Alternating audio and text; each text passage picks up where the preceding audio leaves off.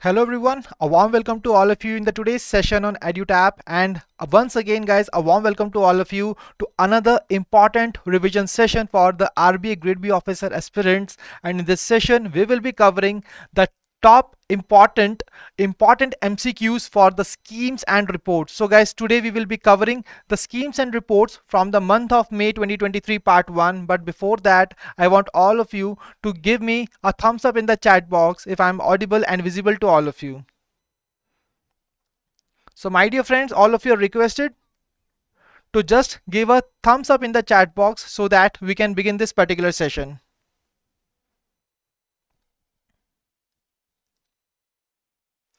So guys, when I talk about the today's session, आज के session के अंदर हम कवर करेंगे the important schemes and reports with the help of MCQs. What is the best way of revision? That is the important MCQs.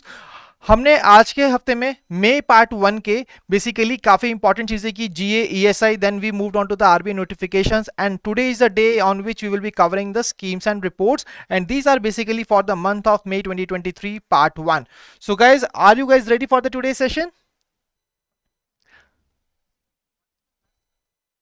Okay, so I'm getting the responses from the people here. That's really great.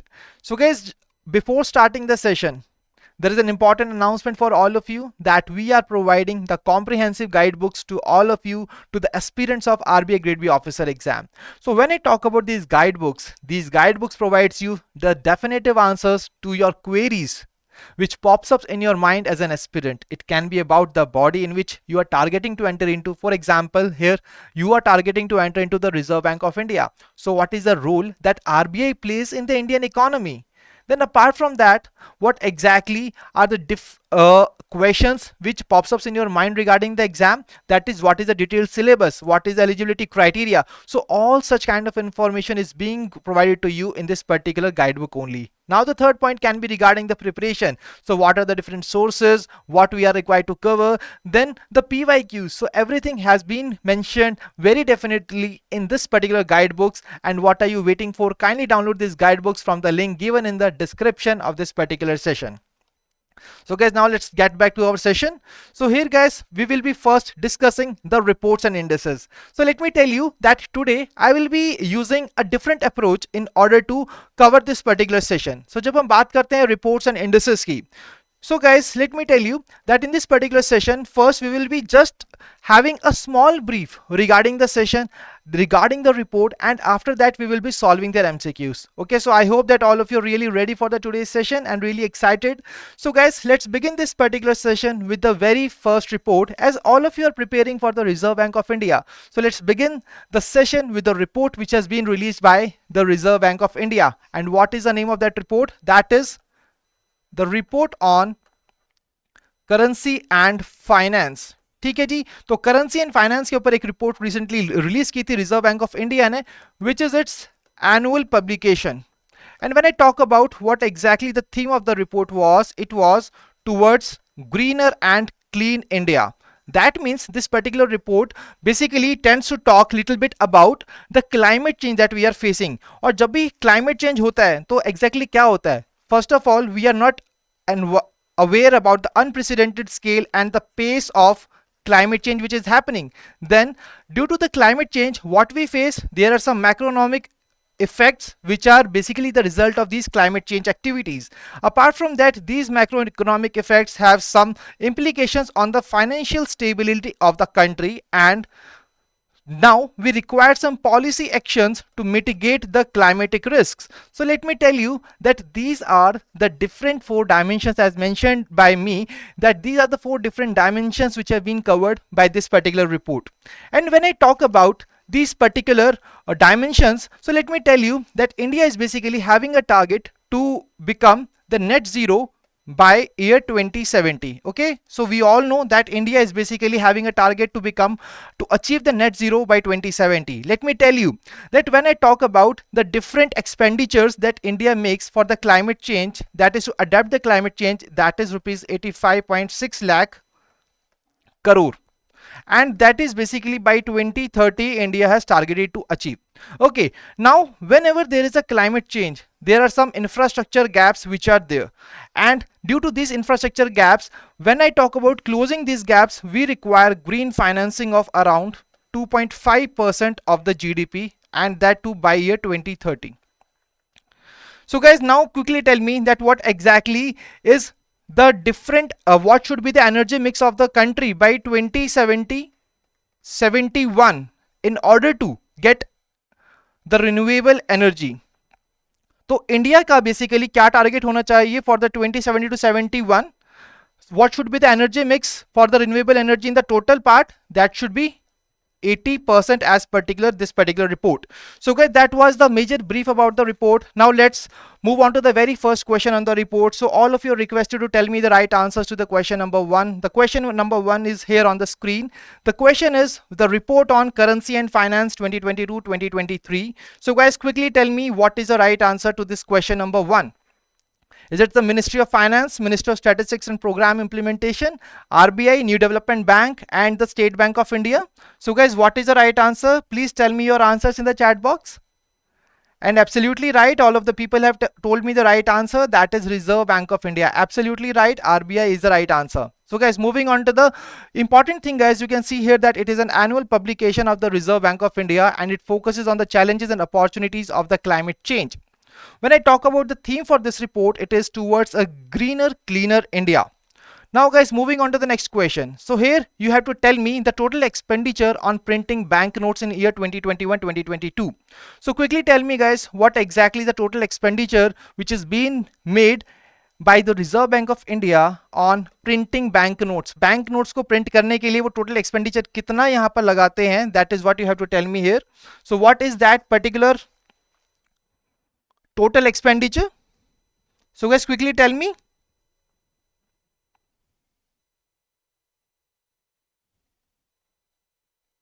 So question number 2, absolutely right guys, it is option C, that is 4985 crores. See guys, when we talk about the banknotes, तो banknotes आपके बनते हैं paper से. That means this is not at all environmental friendly. So guys, when I talk about this particular part, so Reserve Bank of India has basically taken a new step, and what is the name of that new initiative? That is CBDC. Can anybody tell me the full form of CBDC? What is the full form of CBDC? It stands for the Central Bank Digital Currency, and guys, we also know it with the name of e-rupee. So e-rupee is basically another initiative which has been taken by the RBI. So now let me tell you another important thing, that when we talk about these climatic risks, जब भी हम climate risk की बात करते हैं तो उससे क्या होता है? There is some financial risk as well. Climate change से फाइनेंशियल रिस्क होता है, और फाइनेंशियल रिस्क से बेसिकली कौन सफर करता है? The banks. When I talk about the banks, then public sector banks are more vulnerable. So guys, they are basically more vulnerable in order to get affected from these kind of risks. Absolutely right. I can see here all the people are telling me the right part. So guys, public sector banks are more vulnerable than the private sector banks, as per this particular report. So I hope that this is clear to all of you guys. So here, now let's move on to the next important report of the today's session. So guys, अभी हमने पढ़ा that Reserve Bank of India has released the reports on currency and finance. Now all of you are basically preparing for RBI. That means you want jobs. So that means guys, let me tell you that there is a very important report, that is the future of job reports. So let us talk about today the future of the jobs, what exactly it is. See, let me tell you, jobs का जो impact है वो economy पर काफी पड़ता है, and economy अगर हम बात करते हैं world level पे, so what is the name of that organization which takes care of the economy? That is the World Economic Forum. So that is the name of the organization which has released this report. Basically, let me tell you that this was the 4th edition of the report, that is titled as Future of Job Reports. So guys, we have recently seen that now we are in a technological transition change, and what exactly are the different technologies we are adopting? We are adopting artificial intelligence, we are moving towards machine learning, we are moving towards the big data, we are now having as well the chat GPT, है ना? तो इतनी सारी जब हमारी technologies को हम adopt करेंगे तो उसका कोई ना कोई इम्पैक्ट लेबर मार्केट पे होगा. So what exactly these technologies are having such kind of impact on shaping the demand as well the demand for the jobs as well as skills. So ये report basically target करती है period को 2023 से 2027 के. ठीक है, between this particular time frame, what exactly should be the change, what exactly will be the change?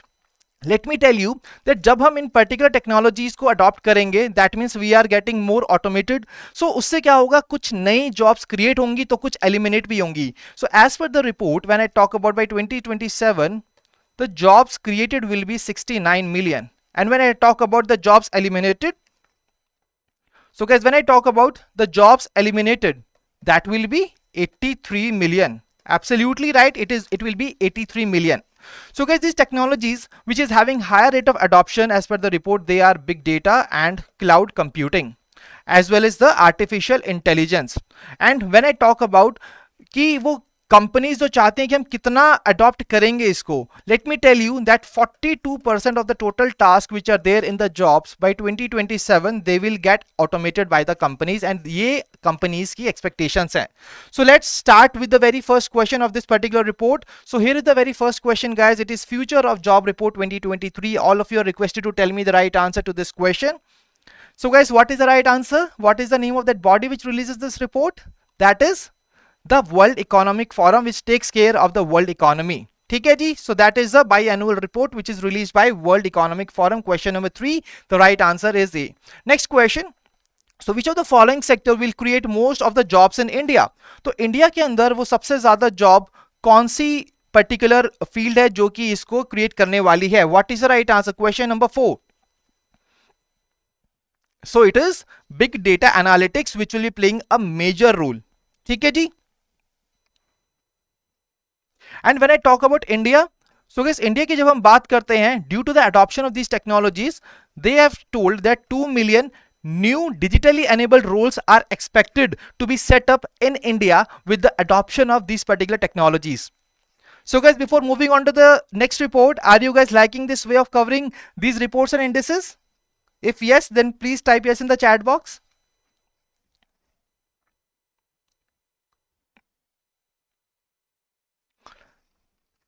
That's really great. So guys, now let's move on to the next question. So here guys, the next question from the report is, how many percentages of jobs are expected to change in the next 5 years? What is the percentage of changes? The changes in the jobs are expected in the next 5 years worldwide.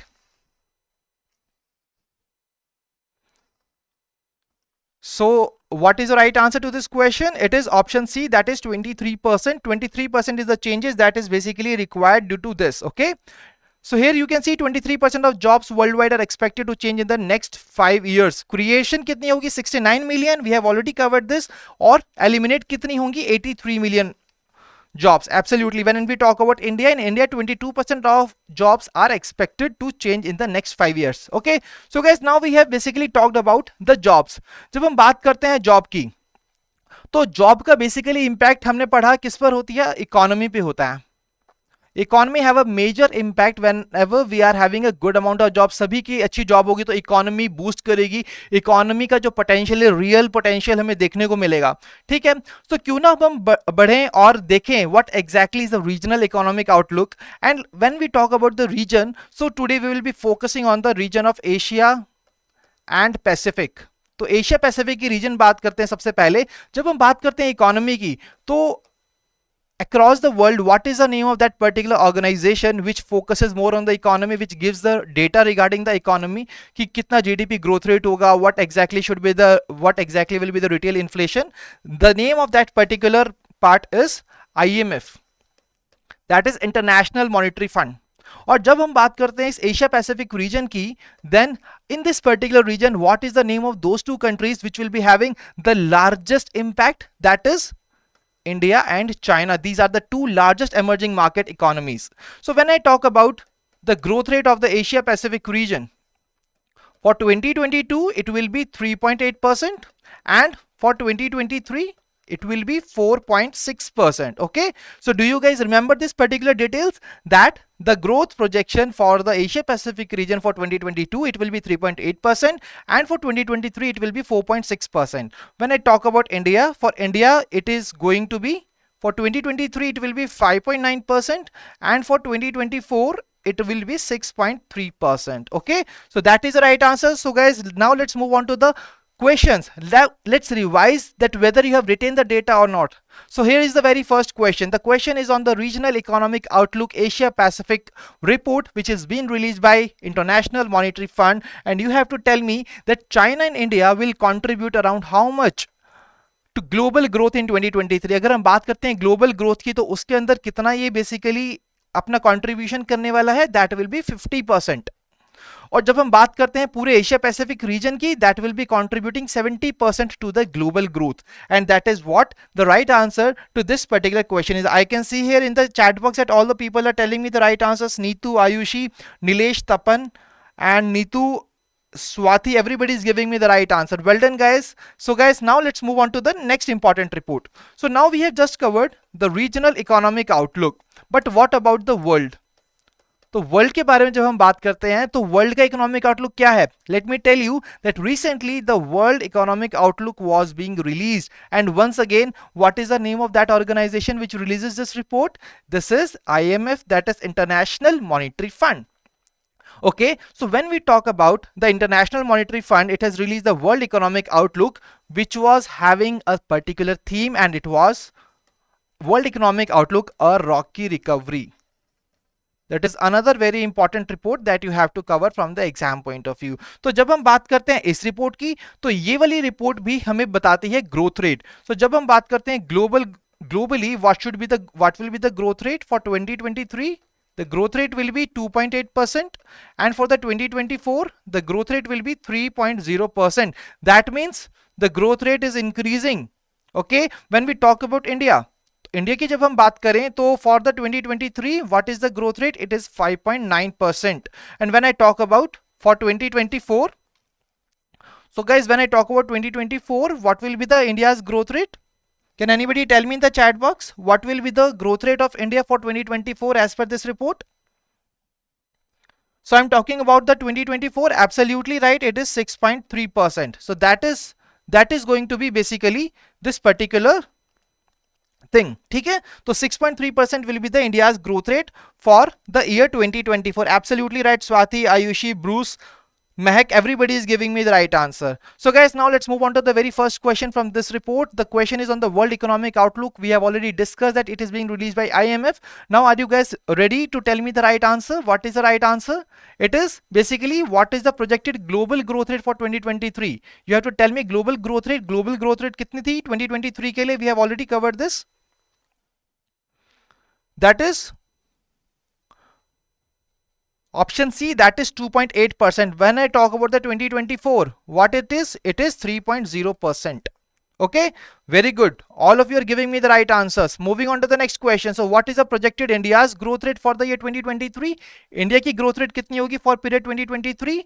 That will be option A, that is 5.9%. जब हम बात करते हैं 2024 की, for the year 2024 India's growth rate will be 6.3%. okay, that is the right answer. So guys, that was the most important point that we were required to discuss, and now let's move on to the next important report. We have covered about the economy. We said that yes, there are basically jobs, and we have discussed about the economy. But let me tell you that when there are no jobs, then there will be no money. Money will not be there, and when there will be no money, that means सबसे ज्यादा पैसा हम किस चीज पर खर्च करते हैं? On the food. So there will be no food, and when there is no food, what will happen? There will be food crisis.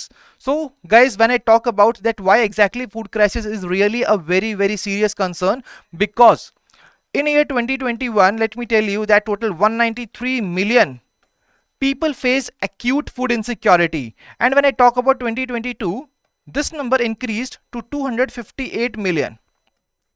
Basically, when I talk about these 258 million people, they show 27% of the total analyzed 58 countries. तो जो 58 countries को analyze किया था इस report ने, उन्हें पता चला कि basically this 258 million shows the 27% of the total population of these particular countries. Okay, and let me tell you that this particular increase in the number of people who are living in the acute food insecurity, that was seen for the 4th consecutive year. And what are the different reasons for them? What are the different reasons for these food insecurities? क्या क्या reason हो सकते हैं? हम हमेशा देखते हैं कि हमारे आसपास conflict रहती है, insecurity रहती है. That is one of the major reason for this particular part. Then we also talked about the economic shocks. as I told you, when there will be no money, then there will be no money for you to spend on the food. What will happen? It will result in food crisis. And what is the third thing? That is the weather events which are there.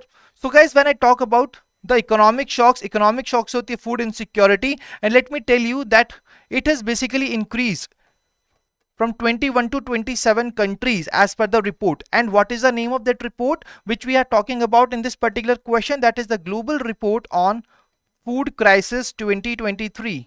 Okay, so guys, we have discussed it in a brief manner, and now you have to tell me the right answers to this question. So very first question on this report, the Global Report on Food Crisis, what is the name of the body which releases this report? Quickly tell me. You have to tell me what is the name of organization which releases this report. So what is the name of that particular organization? Question number 9. It is option C, that is Food Security Network. Apart from that Food Security Network, what is the name of other organization which releases this report? That is Global Network of Food Crisis. So GNAFC and FSIN, they together releases this particular report. So that is what the right answer to this question is, guys. Now let's move on to the next question. So the next question, you have to tell me how many people faced acute food insecurity in 2022. I told you that the number has increased. The number has increased from 193 million to 258 million, and option A is the right answer. Okay, so option A is the right answer. Earlier it was 193 million in 2021. So I can see here all the people are telling me the right answers to these questions. Ayushi, Millie, Rishabh, Nilesh, Tapan, Mohit, everybody are giving me the right answers to these questions. Now guys, let's move on to the next question. So guys, इसके बाद हम बात करते हैं, see, let me tell you, जब हम बात करते हैं फूड की, फूड हमारा कैसे बनता है? When we do agriculture. Or let me tell you that all the actions which are being required to produce agriculture products, these are basically part of the agri-food systems.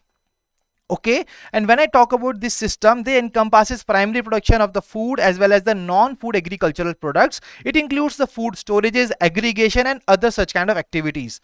So when I talk about these agri-food systems, तो जब हम बात करते हैं, जब work create होता है इस particular system के अंदर, then it really have a large impact on women and especially the rural women. क्यों? क्योंकि बहुत सारी ऐसी population है, women population, which are involved in these kind of agriculture food system and their livelihood is dependable on it. Let me tell you that when I talk about the major employers for the women, then it is basically these agri-food systems as compared to men. And let me tell you very important data that 4 billion people rely on agri-food systems for their livelihood, and that is why it is really very important to analyze this, and that is why a report has been launched. What is the name of that report? The name of that report is Status of Women in Agri-Food Systems. So this particular report has been released recently. Okay, so guys, जब हम बात करते हैं present scenario की, let me tell you, in 2019 के अंदर 36% of the working women, they were working in agri-food system, and when I talk about the men were just 38%. Apart from that, when we talk about, we just talked about 2019. So guys, we all know that in 2019 what we faced, COVID-19 pandemic. COVID-19 pandemic हम सभी जानते हैं, and due to the COVID-19 pandemic, when I talk about the off-farm activities or the off-farm agri-food system works, then 22% of the women, they just lost their jobs. And due to this, when I talk about the men, then 2% of the women, 2% of the men lost their jobs due to the COVID-19 pandemic.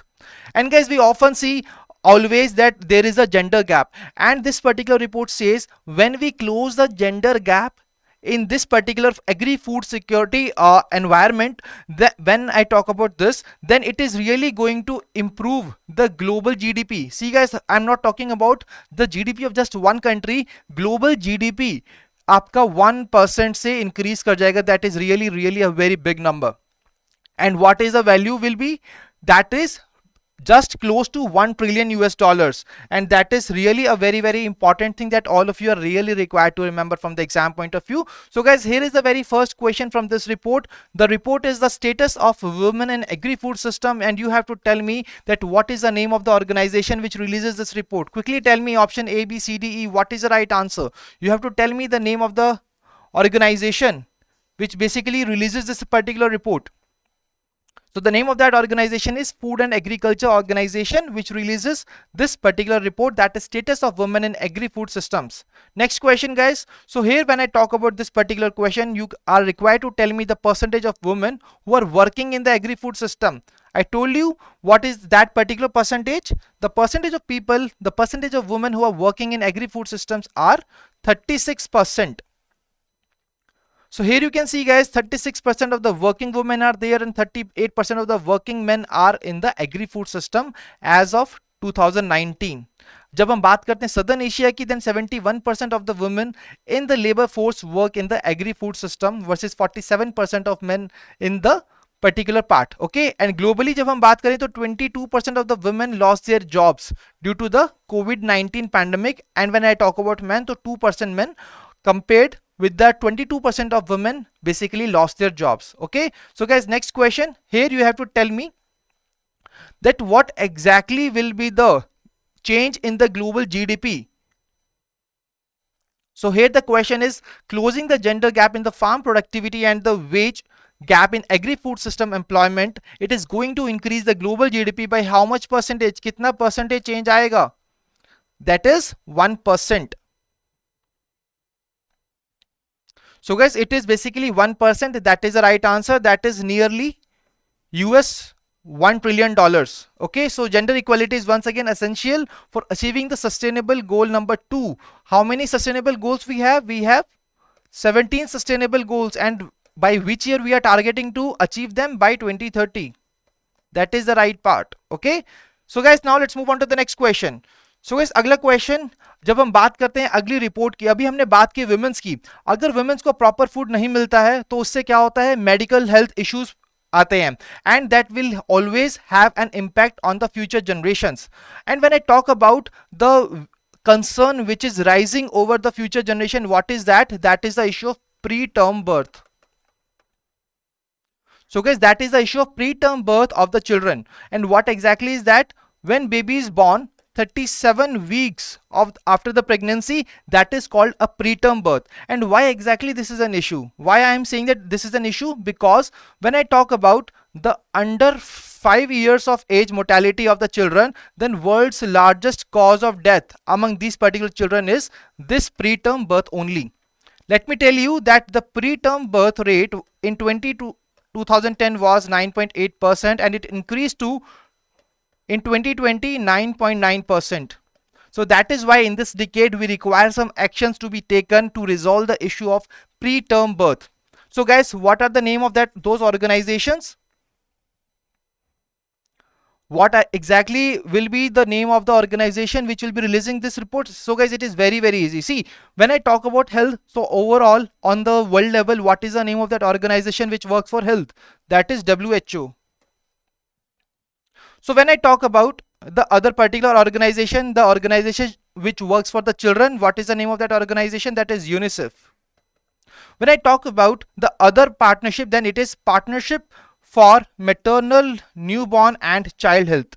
So basically these are the important parts you have to remember. So guys, when I talk about the babies that died due to complications of the preterm birth in 2020 के अंदर जो ऐसे babies die हुए हैं, what is their number? That is nearly 1 million, which shows 1 out of 10 baby just died due to the preterm birth. When I talk about the preterm birth numbers in 2020, so what is the name of the country which has topped? It was India which topped in these particular numbers. When I talk about the birth rate of the preterm birth rate, so what is the name of the country which has topped? It was Bangladesh.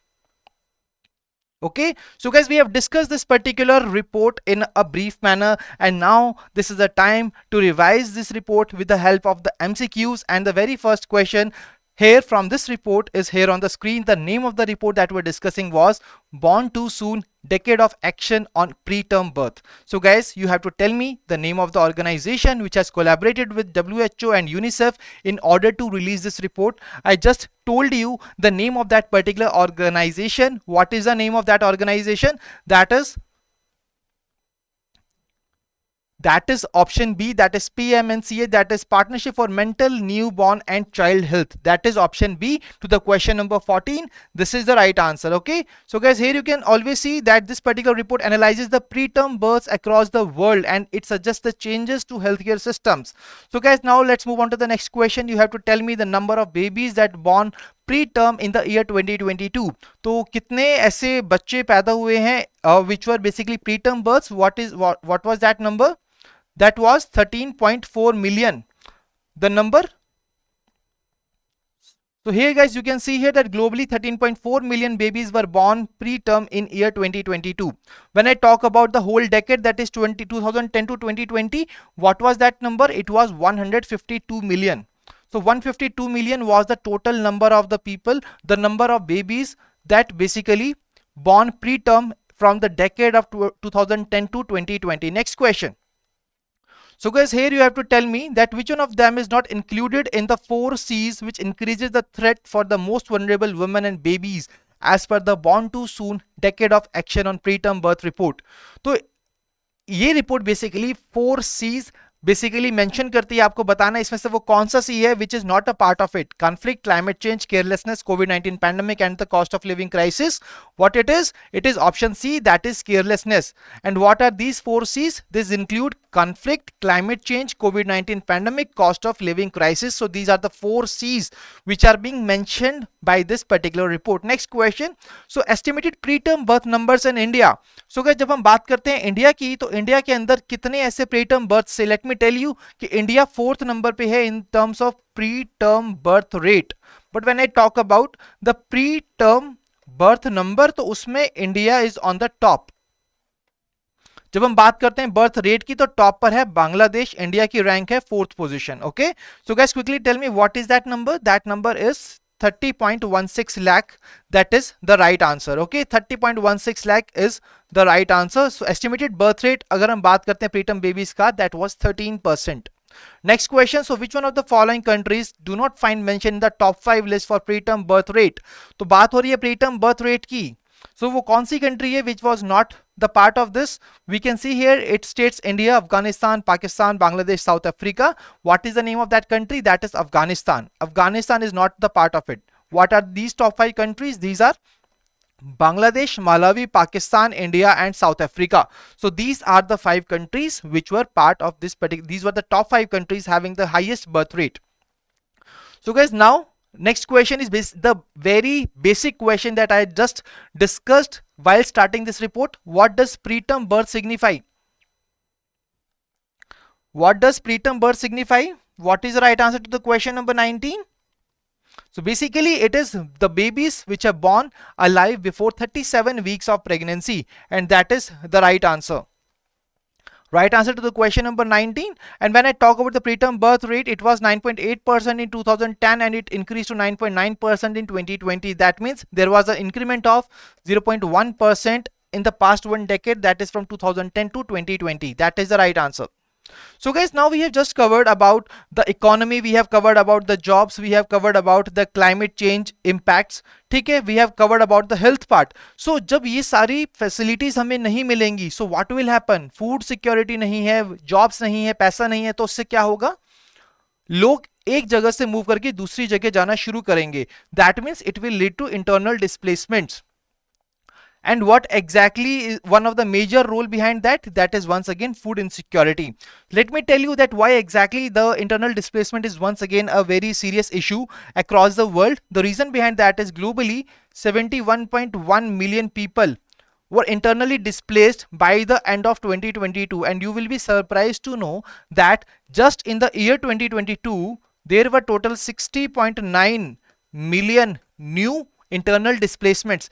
2022 के अंदर कितने displacement हुए? 60.9 million. और जब हम बात करते हैं कि 2022 के एंड तक, फ्रॉम द इनिशियल पार्ट 22 के एंड तक, what was that? That was 71.1 million. A very very important point, क्योंकि आपको कंफ्यूज नहीं होना है, ये काफी कंफ्यूजिंग डेटा है, बट स्टिल आपको कंफ्यूज नहीं होना है यहाँ पर. ठीक है, सो गाइस, जब हम बात करते हैं कि डिजास्टर से काफी ज्यादा डिस्प्लेसमेंट देखी गई है, so what exactly that number due to the disaster, what was the number of displacements? That was 32.6 million.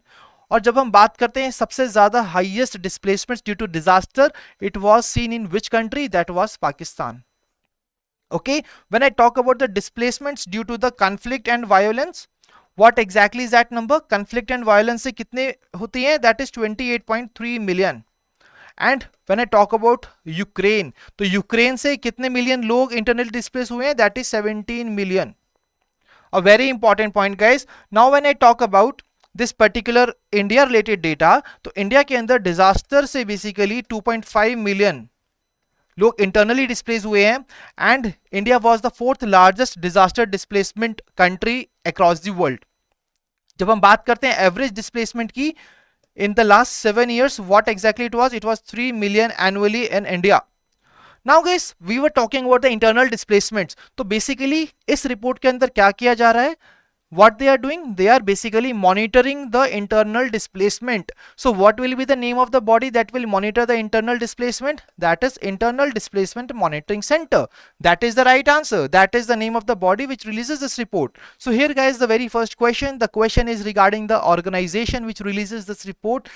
The question is on the report, the Global Report on Internal Displacement Grid 2023. So we have correlated everything about this report. We have discussed this report in a detailed manner, and here guys, you have to tell me the name of the entity which releases this report. Question number 20 is here to all of you, before all of you. So what will be the right answer to this question? It is Internal Displacement Monitoring Center which releases the body. That is option B. So guys, are you guys able to now recall all the data that are important to be covered? क्या इस तरीके से आप retain कर पा रहे हैं data that you have to retain from the exam point of view? So guys, इसी तरीके से अगर आप अंडरस्टैंड करके इस पर्टिकुलर रिपोर्ट्स को पढ़ेंगे, then it will be really beneficial for all of you to retain them for a longer period of time. Okay, so very good. Now let's move on to the next question guys. So next question on your screen, what is the total number of people that got internally displaced at the end of 2022? At the end of 2022 कितने people internally displaced हुए हैं world wide? What is that number? So that number is 71.1 million. 71.1 million is the right answer to this question. So here guys, you can see when I talk about just in 2022, the new internal displacement records were 60.9 million. So now moving on to the next question. So India was placed at which position in the displacement related to disaster? I told you that Pakistan is on the first position in this, and India is on the fourth position. That is option C. Option C is the right answer. So guys, moving on to the next question. So guys, now we are moving towards the next report. So guys, we have talked about the internal displacement, we have talked about jobs, economy. So what exactly we are required to do in these challenging times? We have seen that there are many issues are going across the world. So what exactly should be the different steps that we take? Basically what we are required to do, we have required to build our resilience to such kind of events which are taking in these times, which are making them challenging. And to build this resilience, what we need some funding. इसके लिए हमें चाहिए funding, क्योंकि जब भी हमें किसी particular sector के लिए काम करना है, किसी को सेव करना है, तो उसके लिए we always require fund.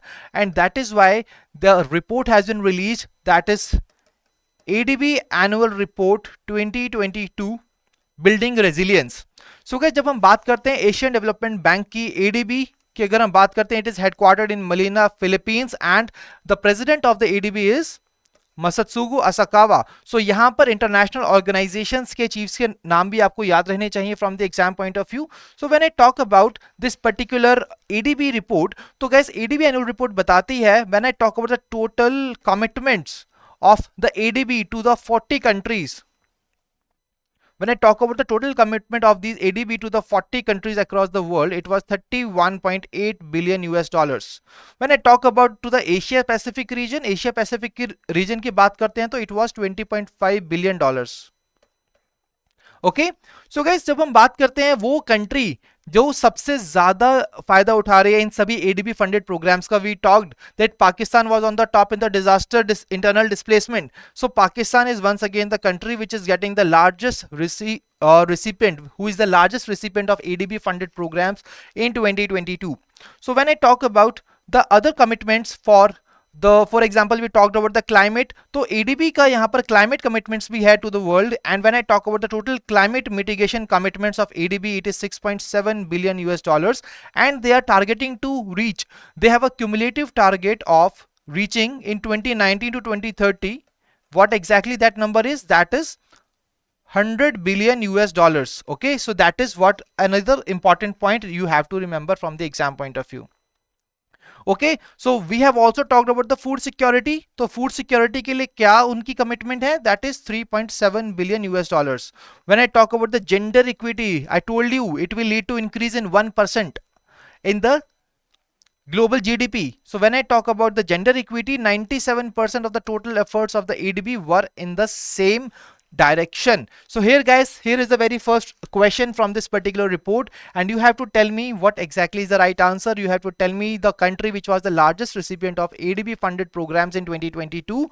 What is the right answer? We have just covered it. It is option A, that is Pakistan. So Pakistan was the largest recipient of ADB funded programs in 2022. Total commitment अगर हम बात करें Asia Pacific को, that was 20.5 billion US dollars. Next question. So what is ADB's cumulative target for climate mitigation? What is that target? We have just covered it. What is that particular value for this? It is option A, 100 billion US dollars. So guys, I hope that all of you are getting these reports and all of you are really able to retain this particular data, which are really important to be covered from the exam point of view. So guys, now these were the questions from the ADB annual report. Now let us move on to another important report. So guys, जब हम बात करते हैं बाकी चीजों की, तो हमने फंडिंग तो ले ली, बट फंडिंग के साथ हमें गुड प्रैक्टिसेस भी फॉलो करना जरूरी है. और गुड प्रैक्टिसेस की जब हम बात करते हैं तो there are different social sectors जहां पर हमें ये पर्टिकुलर प्रैक्टिसेस को फॉलो करना चाहिए. और ऐसे कौन से सोशल सेक्टर्स हैं जो कि सबसे ज्यादा इंपैक्ट डालते हैं? That is education, that is health and nutrition, and e-governance, as well as the digitization, because digitization is really playing a very important role now. So when I talk about these particular good practices, to follow the good practices we must have a collection of these good practices which have been used till now. ठीक है, so what exactly you guys do? So in order to see, when you just made your aim of clearing the RBI Grade B officer exam, you just made sure that yes, I have to follow a strategy. And strategy के लिए आपने क्या किया? आपने भी एक compendium बनाया strategies का by following the different toppers, and then you made your own strategy. So when I talk about India, तो India के अंदर strategy बनाने का काम कौन करता है? India के अंदर नीति कौन बनाता है? That is NITI Aayog. So guys, apart from that, what is the name of another organization which is there in the releasing of this report? That is UNDP, United Nations Development Program. So both these organizations have come up to launch this particular report, that is a compendium 2023 best practices in the social sector. And the very first question is on the releasing body for this particular report. So please quickly tell me the name of the body which releases this report. So it is Niti Aayog along with UNDP, which releases this report. Here you can see Niti Aayog in collaboration with the United Nations Development Program. And when I talk about this report, so it includes 75 case studies cutting across 14 key social sectors of the 28 states and UTs in India. So guys, that was the one question from this particular report, and that is the only question which can be asked from this particular report. Okay, so now let's move on to another very important report. So we have followed the funding, we have got the funding, we have followed the good practices. But what if people are not having freedom? And what if the most important pillar of the country is not having freedom? What is that particular pillar? That is the press. So that's why let me tell you that on 3rd May every year we basically celebrate World Press Freedom Day. And on this particular day, an index has been launched जिसका नाम है World Press Freedom Index. So guys, when I talk about this particular index, so what should be the name of the body? Let's once again logically approach the name of that particular organization. See, सबसे पहले बात हो रही है किसकी? Media की बात हो रही थी. मीडिया के अंदर कौन काम करता है? The reporters basically work. ठीक है, और हम बात कर रहे थे फ्रीडम की. फ्रीडम कब छीनती है? जब कोई बाउंड्री होती है, जब कोई लिमिट्स होती है. Boundary means borders. So Reporters Without Borders is the name of that organization which releases the World Press Freedom Index. So guys, when we talk about the different indicators which basically impacts the freedom, what are these indicators are?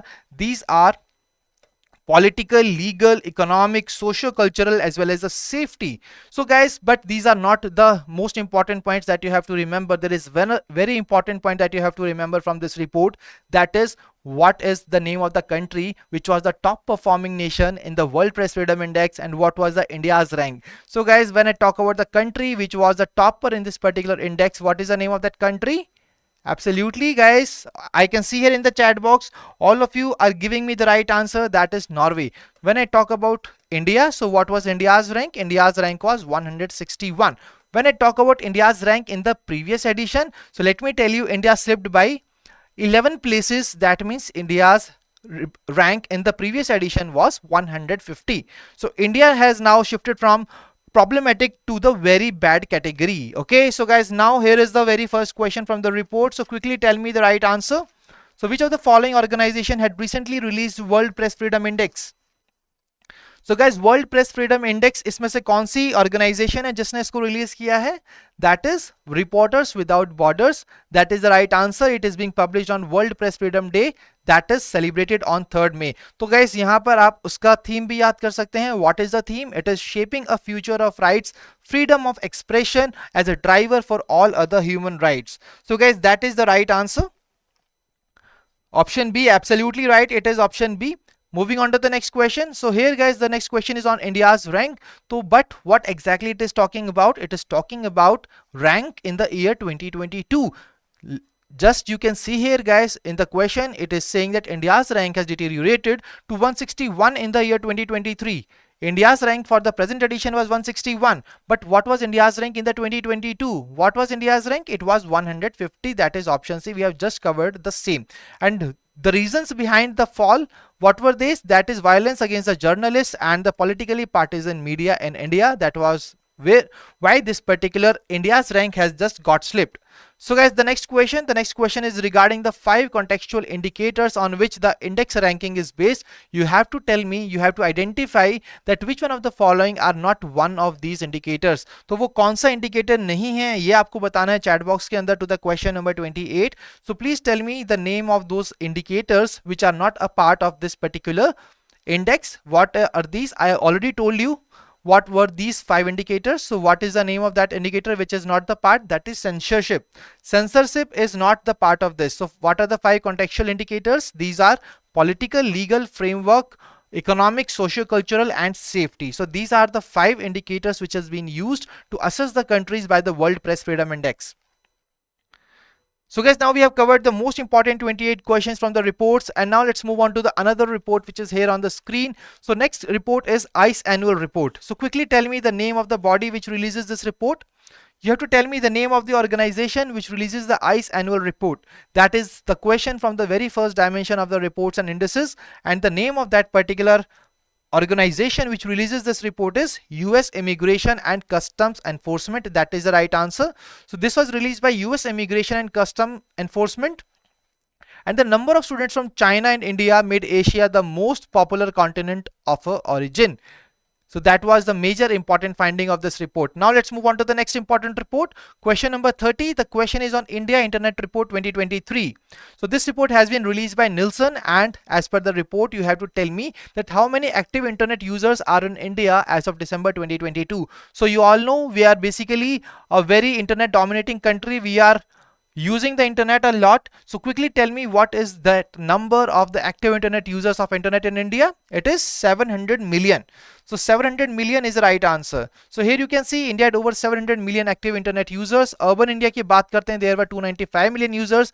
In rural India, you can see 425 million registered internet users are there. That is 44% higher than in urban areas. जब हम बात करते हैं females की, तो female active internet users grew by 27%. Another important finding from this report. Next question.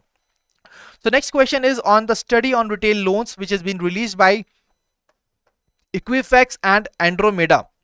So guys, quickly tell me the name of the state which saw the highest growth rate in the retail loans from December 2021 to December 2022. So quickly tell me the name of that particular state which has got the highest growth rate in the retail loans. What is the right answer? It is the Telangana. Telangana is basically the state which has launched also the first cool roof policy. Okay, so these are the important details that you have to remember, guys. First school roof policy launched by Telangana. Moving on to the next question. So next question is from the report, that is the race to net zero accelerating climate action in Asia and the Pacific. You have to tell me the name of the organization which releases this report. So a very easier lines, what is the name of that organization? That is United Nations Economic and Social Commission for Asia and the Pacific, which has released this report. And as per the report, guys, let me tell you a very haunting number, that out of 10 countries most affected countries by these disasters, when I talk about the number of these countries, out of every 10 countries, 6 are in the Asia Pacific region. So we have covered a lot more things today in our session regarding the Asia Pacific region as well. So to the question number this, the right answer was United Nations Economic and Social Commission for Asia and the Pacific. So guys, now let's move on to the next question. Next question is regarding from this key finding of this particular report. The question is, the Asia Pacific region contributed what percentage of the world's greenhouse gas emissions in 2020? So guys, we all know that we are moving towards a sustainable development. We want to achieve the SDG goals by 2030, and India also wants to achieve to become the net zero carbon emission country by 2070. But what exactly is the Asia Pacific region's total contribution to the world greenhouse gas emissions? It is 57%. So 57% of the world's greenhouse gas emissions are from the Asia Pacific region. And when I talk about the annual average losses due to this in the natural and biological hazards in Asia and the Pacific, they are approximately $780 billion. A very important part. Next question. Guys, the world's 10 highest paid athletes by 2023 by the Forbes. You have to tell me how many Indians were featured in the list. Can anybody tell me that how many Indians were featured in this particular list of world's 10 highest paid athletes 2023? So the right answer is basically none of the Indian person was there in this particular world's 10 highest paid athletes 2023. Can anybody tell me that who were the top 3?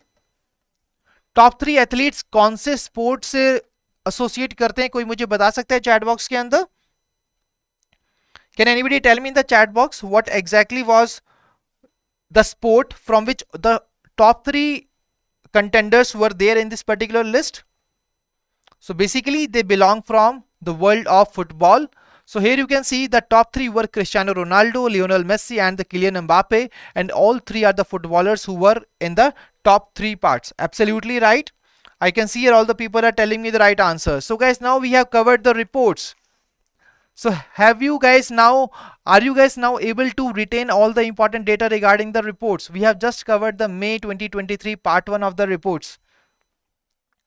The most important reports and indices that you are really required to cover from the exam point of view. So guys, now we will be moving towards the most important schemes from the month of May 2023 part 1. Okay, so schemes हम जल्दी से करेंगे जब हम बात करते हैं schemes की. Schemes also plays a very important role when we talk about the RBI Grade B officer exam. So I hope that you guys are liking this particular session. And now guys, let's move on to the very first question from this particular scheme, and the scheme question is here on the screen. So the first question from the scheme is Agnipath scheme. So guys, we all know the very first passing out parade of the first batch of Agniveers was being held in the month of May 2023, and you have to tell me which one of the following statements are incorrect with respect to the Agnipath scheme.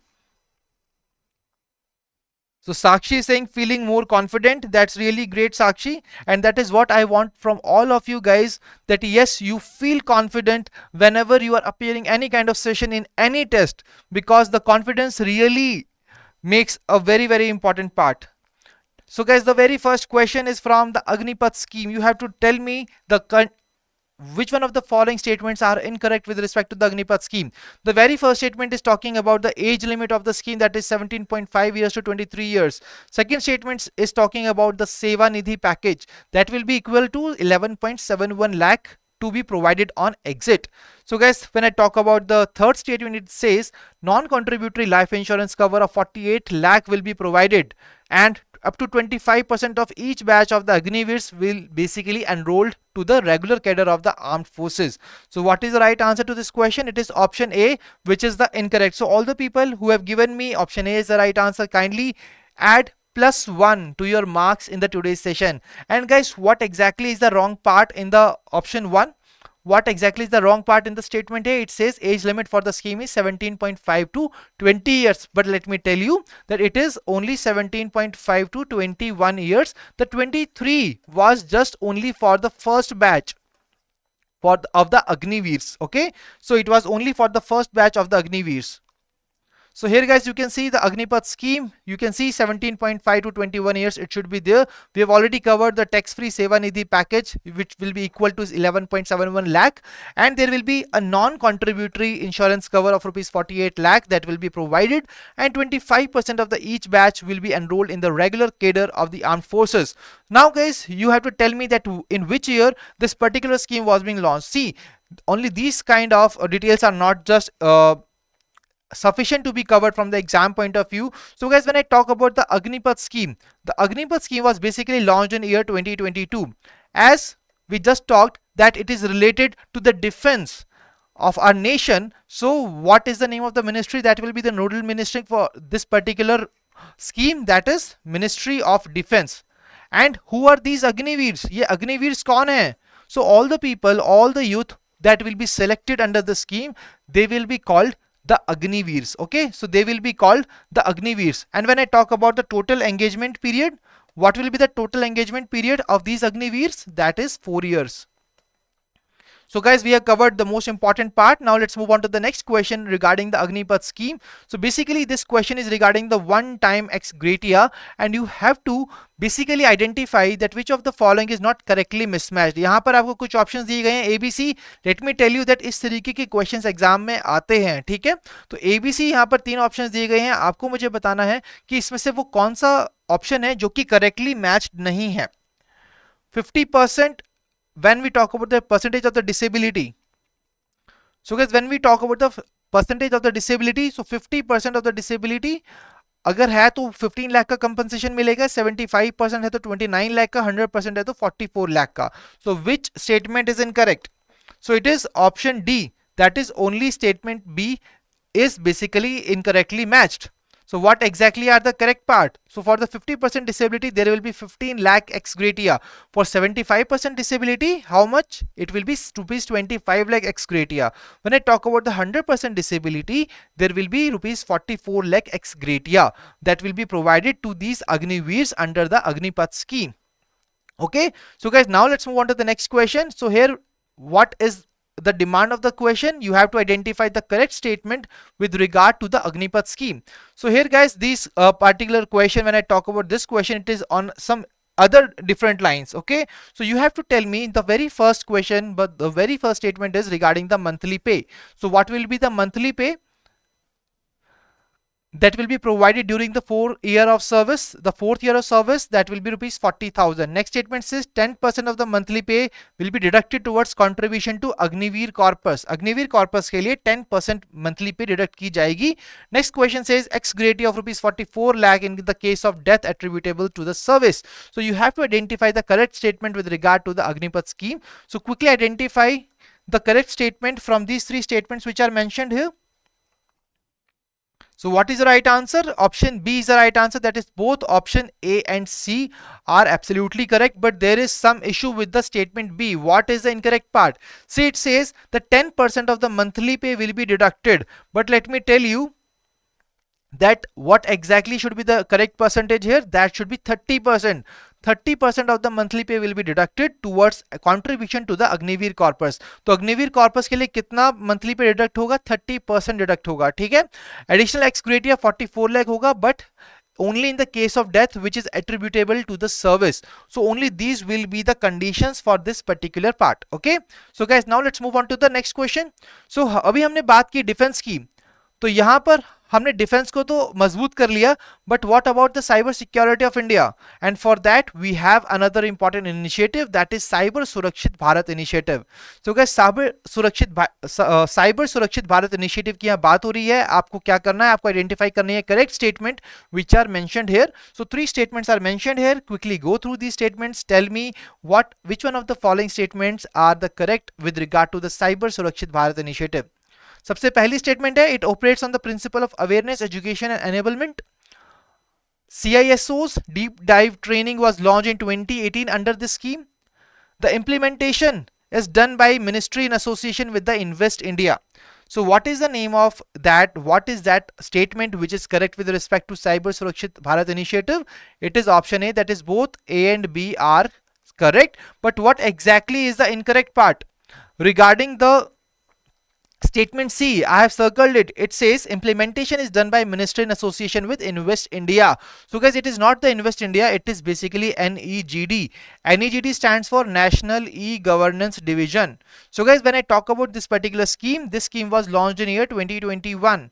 And what is the duration of this scheme? That is 2021 to 2026. So that is the duration of the scheme. And what is the name of the ministry that is the nodal ministry of the scheme? तो कौन सी वो ministry होगी? बात हो रही है cyber security की, तो ये साइबर रिलेटेड जो भी चीजें हैं वो कौन सी मिनिस्ट्री करती है?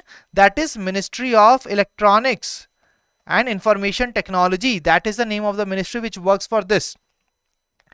एंड जब हम बात करते हैं साइबर सुरक्षा की, तो गाइस साइबर सुरक्षा भारत इनिशिएटिव बेसिकली कैसे काम करता है? सी, अगर हमें अपनी कंट्री को मजबूत बनाना है साइबर सिक्योरिटी में, तो हमें सबसे पहले लोगों को अवेयर करना होगा, एक इन डेप्थ अंडरस्टैंडिंग हमें चाहिए होगी. And that is what the aim for this particular scheme. And this scheme basically then provide some frameworks, guidelines and the policies which must be adopted in order to make India cyber secure. Okay, so here guys, you can see here that some important informations are being given when I talk about what exactly the important part, why exactly the third statement was incorrect, because it is the National E-Governance Division which will partner with the Ministry of Electronics and Information Technology for this particular scheme. Next question.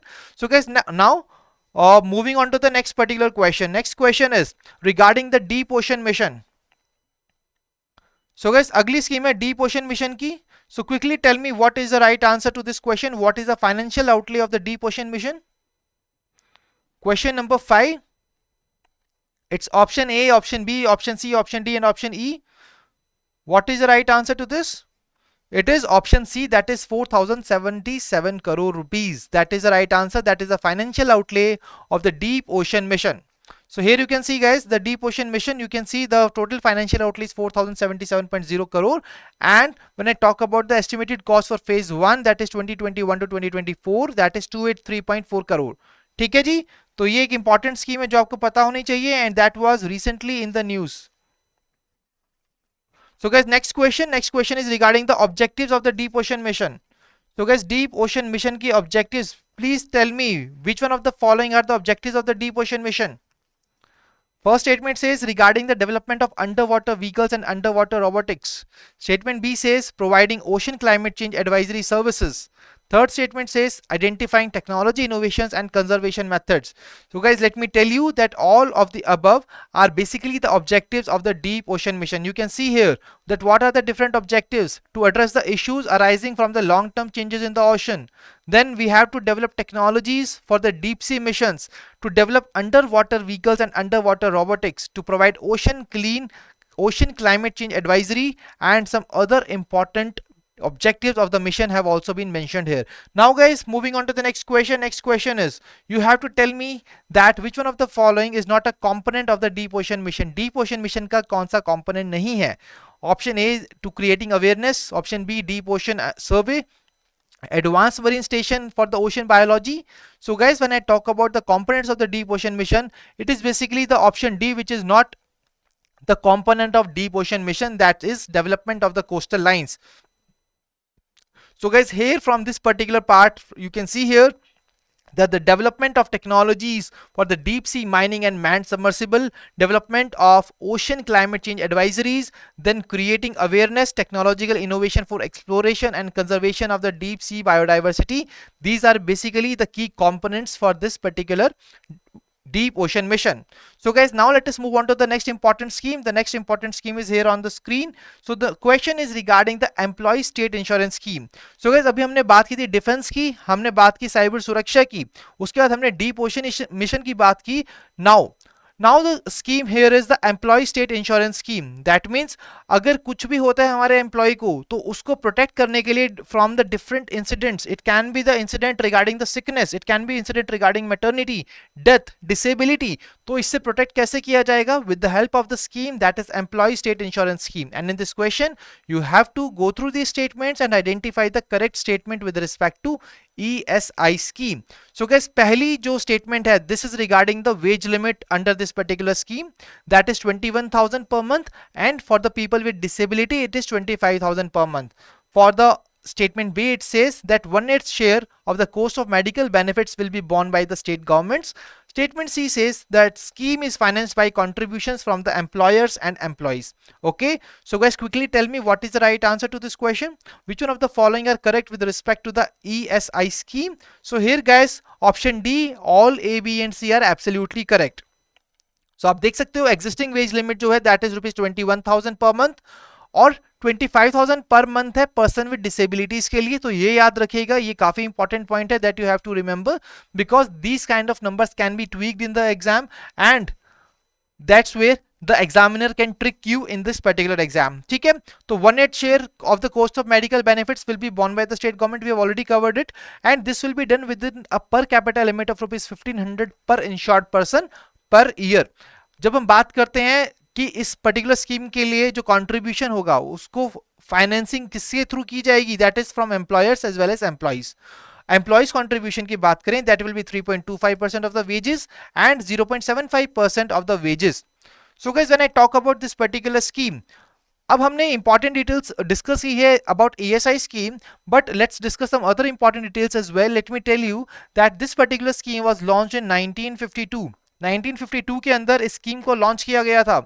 और इस scheme की administration कौन देखती है? Employ state scheme है, employ state insurance scheme. तो कौन देखेगी? ऐसी कॉर्पोरेशन जो कि एम्प्लॉय स्टेट इंश्योरेंस के लिए बनी है. What is the name of that? ESIC, employ state insurance corporation. ठीक है, अब यहां पर मैं आपको बता दूं, क्योंकि ये पर्टिकुलर जो स्कीम है that is related to the employment, तो कौन सी मिनिस्ट्री है जो कि रिस्पॉन्सिबल होगी इस पर्टिकुलर स्कीम के लिए? That is ministry of labour and employment. Absolutely right, that is the Ministry of Labor and Employment, which is the nodal ministry for this particular scheme.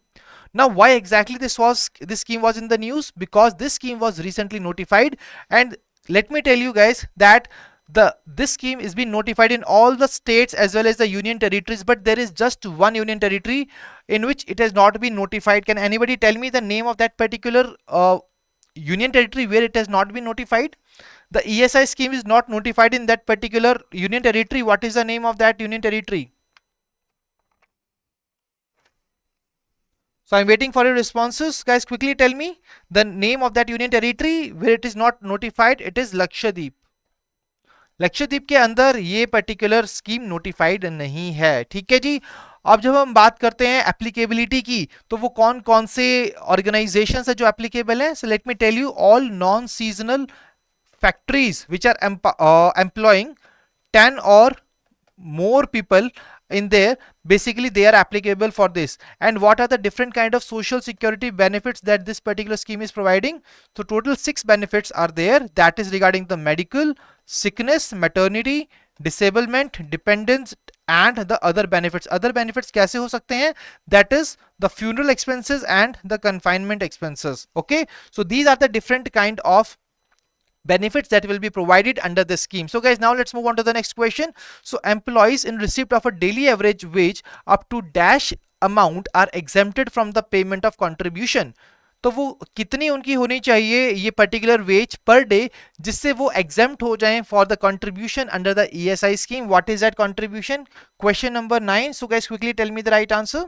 So it is option B, that is 176. So 176 is the right answer. So daily average wage up to ₹176 are exempted from the payment of contribution under the ESI scheme. Now let's move on to the next important scheme, guys. That is the Jal Shakti Abhiyan Catch the Rain campaign.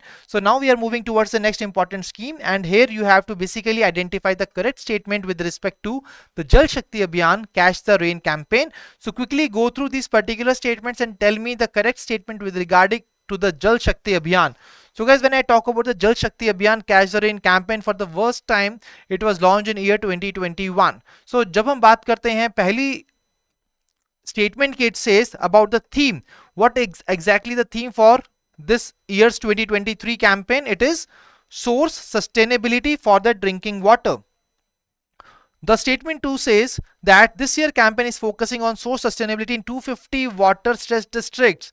Third statement says Jal Shakti Kendras are to be set up in all the districts. So guys, I can see here in the chat box, most of the people are saying that it is going to focus on the 150 water stressed districts. That is absolutely right. So what will be the right answer? Option B, that is both A and C are correct, and statement B is wrong. Why? Because in the statement B, it should not be 250 water stressed districts, it should be 150 water stressed districts. That is the right answer. So guys, let me tell you that this Jal Shakti Abhiyan was launched in year 2021, and as you can see here that it is talking about Jal Shakti. तो जल शक्ति के लिए कौन सी ministry responsible है? That is Ministry of Jal Shakti. I think that is the easiest way to remember these kind of details from this particular scheme. और जब हम बात करते हैं कि वो नोडल एजेंसी कौन सी होगी फॉर दिस पर्टिकुलर स्कीम, अब मुझे जल्दी से बताइए नोडल एजेंसी का नाम क्या है स्कीम के under? What is the name of nodal agency under this scheme?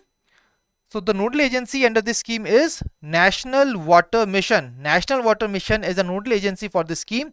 And when we talk about the 2023 theme, as we have already covered, so the theme for 2023 is source sustainability for the drinking water, and it is focusing on 150 stressed districts. That is absolutely the right answer. Next question, guys. So here it is talking about the year in which it was launched. We have already covered it. It is 2021 in which this particular campaign was being launched. So guys, the next question is regarding the nodal agency for the Jal Shakti Abhiyan. So what is the name of the nodal agency? That is National Water Mission. We have already covered this. That is option A. National Water Mission is the right answer. Moving on to the next question, guys. Next question is regarding a very important scheme that you have to cover from the exam point of view. That is the liberalized remittance scheme. तो liberalized remittance scheme, मुझे जल्दी से बताइए क्या है इस question का सही answer? The liberalized remittance scheme is basically, you have to tell me the name of the agency which is implementing the LRS scheme, and the name of that agency which is implementing this scheme is Reserve Bank of India. So it is the RBI which runs this scheme, which implements this scheme. Basically guys, LRS liberalizes the existing foreign exchange regulations and facilitates smooth transfer of funds abroad by the Indian residents. तो जो हमारे Indian residents हैं वो बाहर, for example हमारे brothers, sisters, हमारे relatives बाहर जाते हैं and they need some kind of amount, they need some kind of money, so we can basically transfer the fund abroad by living in India only, and that is what this facility is being provided by the liberalized remittance scheme. So this is the facility that this particular scheme gives us. Moving on to the next question, you have to tell me that which one of the following are correct with regard to the liberalized remittance scheme. So the very first statement is talking about the year in which it was launched. The second statement says the remittances can be made only in the US dollars. Third statement says there are no restrictions on frequency of remittances under the LRS. Option D says the scheme is available to corporate, partnership firms, HUF trusts, etc. And option E says that under the scheme, individuals are allowed to remit up to USD 25,000 per financial year for eligible transactions. So guys, which one of the following statements are correct with the LRS scheme? It is only option C that says there are no restrictions on the frequency of remittances under the LRS scheme. So guys, when we talk about this LRS scheme, in which year it was launched? It was launched in 2004. The statement B states that remittances cannot be made in any freely convertible agency. It says remittances can be made only in the US dollars. But guys, let me tell you that remittances can be made in any freely convertible foreign currency. The third statement, we have already discussed it. Fourth statement, basically why it was incorrect, because it was mentioned that this scheme is available to the corporate partnerships, but let me tell you that this scheme is not available to the corporates and partnerships. And the next statement, it was talking about what is the maximum limit of the remittance that can be done, that is USD 2,50,000. Let me tell you that in the option it was said 25,000 USDs. Let me tell you that when this scheme was launched, that time this was the limit, but now it has been increased to 2,50,000. Okay, so that is the right answer. Apart from that, let me tell you that PAN card is mandatory for all the transactions under the liberalized remittance scheme, and there is no restriction on the frequency of remittances. Apart from that, authorized dealers will be facilitating the foreign exchanges. Okay, so these are the important details that you have to remember. Now let's move on to the next question, guys. In this question, you have to identify incorrect statement with regard to the liberalized remittance scheme. So here is the next question. So quickly tell me which one of the following statements are incorrect. The very first statement says investor who has remitted funds under LRS, they cannot retain and reinvest income which is earned from the investments made under the scheme. Next statement says permanent account number is mandatory, which we have already discussed that yes, it is absolutely correct. Third statement says remittances for trading in foreign exchange abroad is prohibited.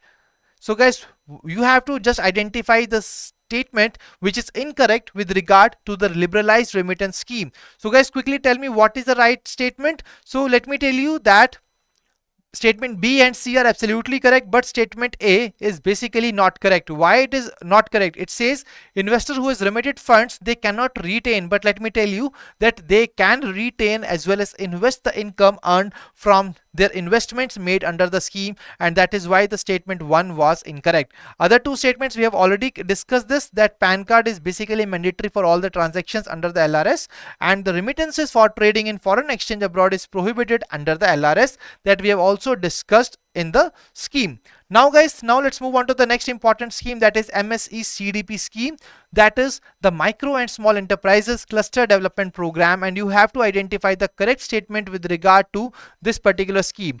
The scheme here in the news is MSE CDP. So guys, quickly tell me what is the right answer to this question. The very first statement is talking about the tenure of the scheme, that is 2021 2022 to 2025 2026.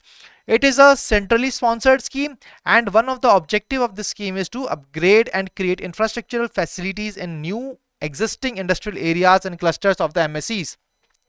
So guys, quickly identify the correct statement from this particular scheme. So guys, when I talk about the right answer, it is option B, that is both A and C are correct, but there is statement B is incorrect. Why it is incorrect? It says centrally sponsored scheme, but let me tell you that it is a central sector scheme.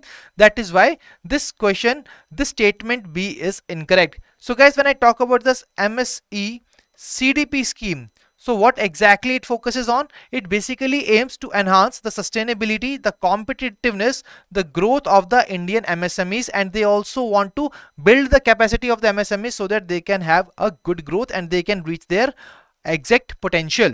Okay, now let's move on to the next question guys. You have to tell me that in which year the scheme name, that is SICDP, was renamed as MSC CDP. In which year the erstwhile Small Industries Cluster Development Program was renamed as the Micro and Small Enterprises Cluster Development Program. So here you are just required to tell me the year in which this change was being made, and this was made in year 2007. So 2007 is the right answer. Next question. So here guys, you have to required to tell me that which statement is incorrect with respect to the MSE CDP scheme. So guys, MSE CDP scheme, quickly tell me what is the right answer. You have to identify the statement which are incorrect with respect to this scheme. So I can see here in the chat box, people are telling me the right answer to this question. So guys, really well done. So here when I talk about these statements, the very first statement says the funding percentage जो रहेगी government of India को for the common facility centers, that will be 90%.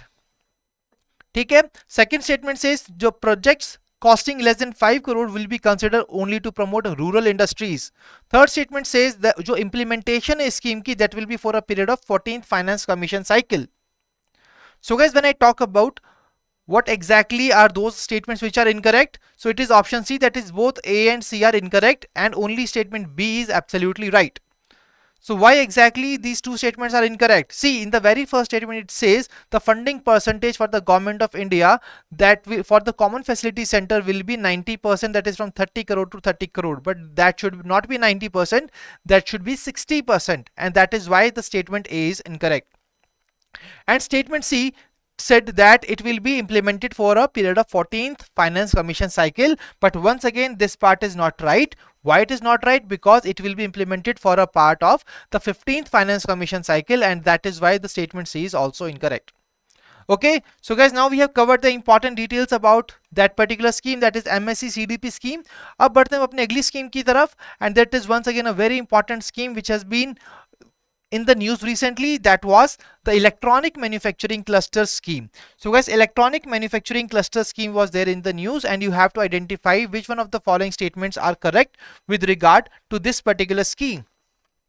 So very first statement says it basically helps development of entrepreneurial ecosystem. It aims to driving innovation and catalyzing the economic growth of the region. Third statement says increasing employment opportunities and the tax revenues. So what are the different aspects of the EMC 2.0 scheme? So when I talk about the correct statement regarding this scheme, these are all A, B and C are absolutely correct. So these are the right answers. So these are basically the different kind of objectives that this particular scheme is having.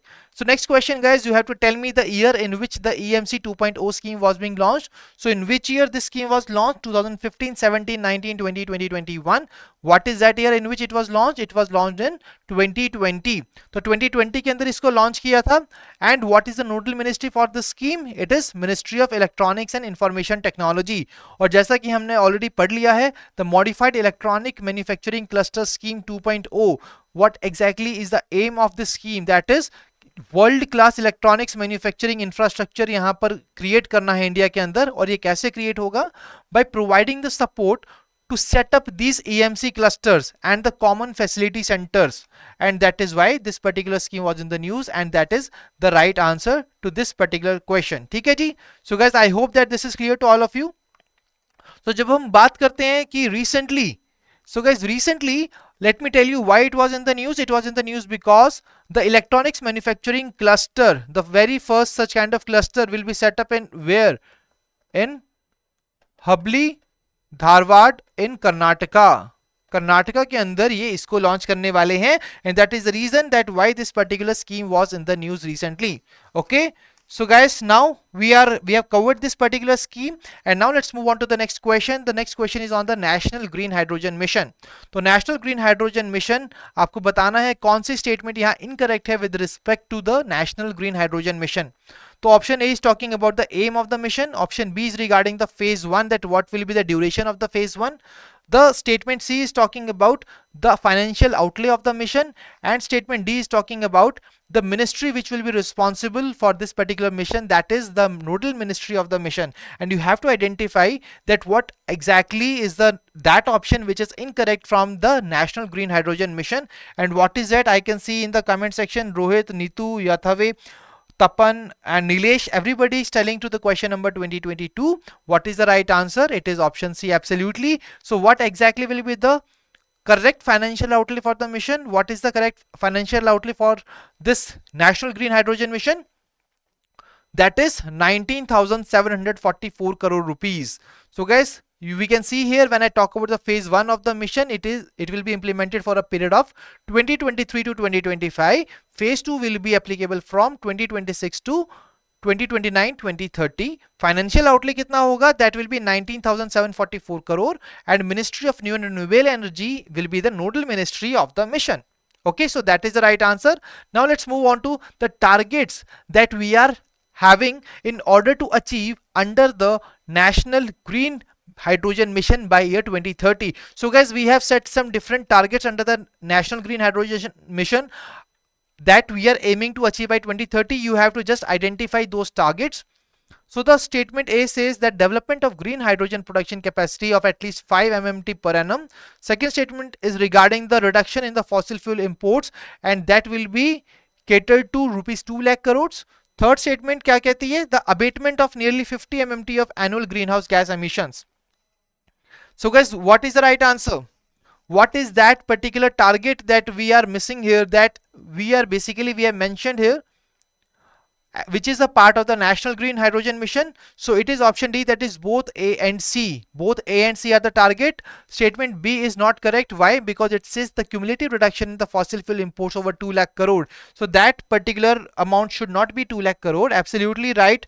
Tapan, Mili and Rohit, everybody is saying that it should be 1 lakh crore imports. Absolutely, it is aiming to cater it to reduce it to the 1 lakh crore. That is the right answer. So guys, जब हम बात करते हैं national green hydrogen mission की, this particular mission was being launched in year 2023, and the ministry which is the nodal ministry for this particular scheme is Ministry of New and Renewable Energy. Why so? Because under this particular part we are basically moving towards the renewable energy. ठीक है जी. जब हम बात करते हैं सब components of this particular scheme, what are the different sub components under this scheme? These are the site program, Then we have pilot projects under this particular scheme. We have some R&D projects. We have coordinated skill development program. And by 2030, we are having some targets. We have already covered those particular targets. So guys, now let's move on to another important question, which is once again on the National Green Hydrogen Mission. So quickly tell me which statement is correct with regard to the National Green Hydrogen Mission. I just told you that there is a site program which was there in the news, which is one of the subcomponent of the National Green Hydrogen Mission. So here SITE stands for Strategic Inventions for Green Hydrogen Transition Program. Second statement is talking that the mission will not be supporting the pilot projects in the emerging and use sectors. I told you that there are some pilot projects which are the subcomponent of the National Green Hydrogen Mission. That means the statement 2 is absolutely incorrect. Third statement says that a public-private partnership framework for the R&D Strategic Hydrogen Innovation Partnership SHIP will be facilitated under the mission. So guys, when I talk about the option C, is this right or wrong? The statement C is right or wrong? So statement C is absolutely right. That is, so the right answer is only A and C are correct. There is option B which is incorrect. Why it is incorrect, I have already told you. Okay. So guys, you can see here that SITE program is basically the component of the subcomponent of National Green Hydrogen Mission, and the pilot projects in emerging and use sectors will be promoted and production pathways will be supported under this mission. And when I talk about another important part, there is an SHIP, that is Strategic Hydrogen Innovation Partnership, which will be facilitated under this particular mission. And this is the right answer to this question. So guys, we have covered this National Green Hydrogen Mission once again in a great manner. And now let's move on to the next important scheme, guys. Next important scheme is the National Overseas Scholarship for Students with the Disabilities Scheme, which is being run by the Department of Empowerment of Persons with Disabilities. So guys, under this particular scheme, you have to tell me that which one of the following will be provided the financial assistance to the students which are having the benchmark disabilities to pursue master level courses in PhD abroad. तो इनमें से कौन कौन से courses के लिए basically यहाँ पर उनको फाइनेंशियल असिस्टेंस प्रोवाइड की जाएगी, that is what the question is all about. Is it engineering and management, pure sciences and applied science, agriculture, science and medicine, commerce, accounting and finance and home sciences. So इसमें से किसको दी जाएगी? Basically A, B, C and D को दी जाएगी. Home sciences are not the part under this particular scheme, जिसके लिए फाइनेंशियल असिस्टेंस प्रोवाइड करेगी government under the National Overseas scholarship for students with the disability scheme. So here you can see all the programs are being mentioned here. So humanities, social science including law and fine arts are there, commerce, accounting and finances are there, agriculture, science and medicine is there, pure sciences and applied sciences are there, and engineering and management is there. So that is what the other important part from this particular scheme. So guys, जब हम बात करते हैं scheme की, can anybody tell me in which year the scheme was launched? So this particular scheme was launched in year 2014-15. As you can see here that by providing the financial assistance to them, we are basically giving a social justice to these person with disabilities. So कौन सी ministry इसके लिए responsible होगी? The ministry which is responsible for this is Ministry of Social Justice and Empowerment. And when I talk about this particular scheme, तो ये scheme basically है एक central sector scheme, and this is the part of the umbrella scholarship scheme for the students with the disabilities. And number of scholarships that will be provided per year under the scheme, what is that number? That is 20. So that is the next question for all of you. How many freshmen are selected every year for the National Overseas Scholarship for Students with Disabilities? What exactly is the number of those people that are being selected under the scheme every year? That is 20 only. 20 is the right answer. We have already covered it. 20 scholarships are awarded per year by the Department of Empowerment of Persons with the Disabilities. That is the right answer. Now let's move on to the next question, guys. So this question is basically regarding the eligibility criteria, and you have to basically tell me which one of the following statements are correct with regard to the criteria under this particular scheme. So very first statement is regarding the family income, which says that it should not exceed rupees 8 lakh per annum. Second statement says that a student must get at least 60% of the marks or the equivalent grade in the qualifying examination. Third statement is regarding the master's degree courses. So master degree courses should be the qualifying examination. Sorry, for the master degree courses, जो qualifying examination होगा, that will be the bachelor degree. So guys, quickly identify which one of the following statements are correct. So I can see here most of the people to the question number 27, they are saying option D, and that is absolutely right. That is 1 and 3. So guys, what is exactly the incorrect part in the statement B? it says a student must get at least 60% of the marks. So guys, how much marks he should get? That should be at least 55% of the marks or equivalent grade in order to get eligible to get the benefit of this particular scheme, and this is why the statement B is incorrect and the right answer is option D, that is both 1 and 3 are absolutely right. So that is what is the right answer to this question. Now guys, let's move on to the next important scheme, that is the National Overseas Scholarship Scheme for SC support. So guys, why these schemes are important? Because they are basically providing social justice, and that is why these schemes are really very important. इस बार का जो RBI का syllabus है वहां पर Minister of Social Justice वहां पर mentioned है regarding the social justice. That is why you are really required to cover social justice schemes which are there in the news from the exam point of view. Okay, so guys, here is the very first question from the National Overseas Scholarship Scheme for SC support, and you have to tell me that which one of the following will get the support under the National Overseas Scholarship Scheme. So guys, कौन कौन से लोगों को दिया जाएगा, कौन कौन से beneficiaries eligible हैं? Scheduled caste, denotified nomadic tribes, scheduled tribes, landless agricultural labourers और द ट्रेडिशनल आर्टिजन्स. तो इनमें से कौन कौन से एलिजिबल हैं? Basically it is just one category which is not eligible under the scheme, that is the category which includes scheduled tribes. So scheduled tribes are not eligible. Apart from that, all the other categories are eligible to get benefit under the National Overseas Scholarship Scheme. See guys, आप यहाँ पर देख सकते हो कि ये basically SCs के लिए है, तो definitely ST will not be the right answer. Okay, ST will not be included in this scheme. So this particular question was really a very easy question that you are really required to cover. Okay, so guys, आप देख सकते हो हम already cover कर चुके हैं किस किस को basically किया जाएगा यहाँ पर include. We have already covered it. Now let's move on to the next question. The next question is regarding how many freshmen are selected every year for this scheme. The name of the scheme is National Overseas Scholarship Scheme. So guys, quickly tell me the number of those particular freshmen which are being selected every year. I can see here that Rohit has already answered this question, that 125 scholarship will be provided under this scheme. Absolutely right, 125 will be there. Can anybody tell me that what exactly is the exact composition of these 125 slots that will be provided? Let me tell you that for the scheduled caste there will be 115 slots. For the denotified and semi-nomadic tribes, there are 6 slots. When I talk about the landless agriculture laborers and tradition artisans, there will be 4 slots. So total it makes 125 slots. So when I talk about this scheme, guys, once again, this scheme is providing social justice. So that's why it is basically a scheme of Ministry of Social Justice, and it is a central sector scheme. So once again, this scheme is also a central sector scheme. इसको implement कौन करेगा? That will be implemented by Department of Social Justice and Empowerment. जब हम बात करते हैं scheme की, ये स्कीम एप्लीकेबल कब से है? From year 2022 to 23. And when I talk about this particular scheme, guys, ये वो स्कीम है जहां पर qualifying examination के अंदर a student must have 60% marks.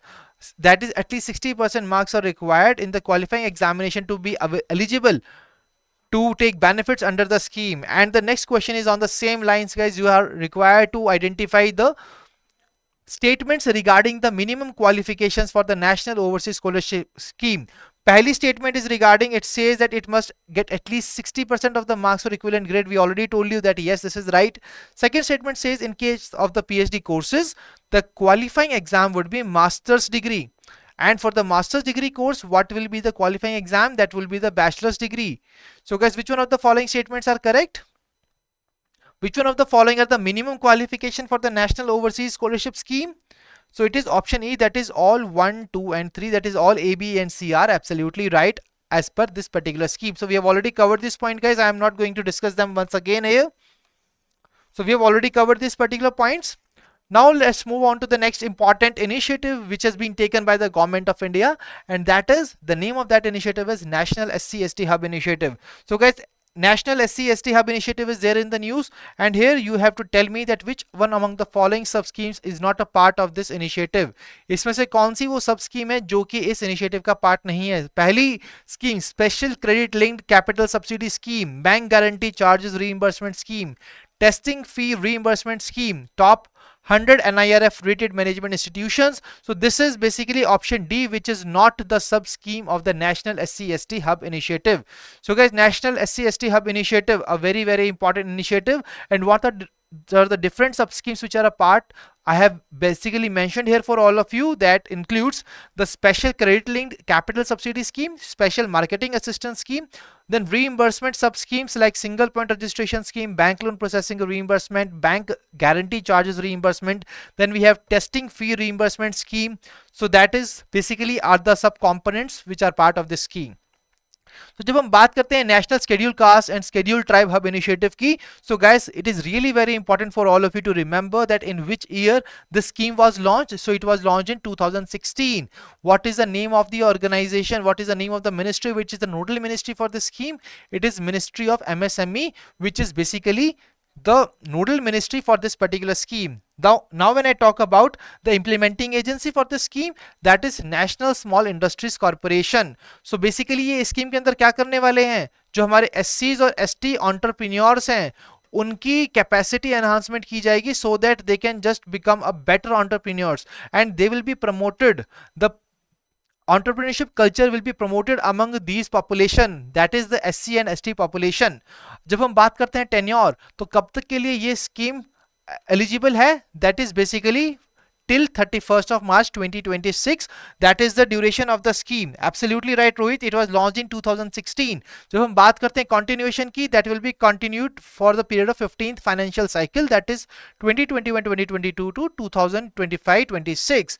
Financial outlay की बात करते हैं guys, तो financial outlay for this period is what? That is 438 crores. So guys, these are the important details that you are required to remember from the exam point of view when we talk about the RBI Grade B officer exam. तो ये सारी details आपको cover करना काफी जरूरी है.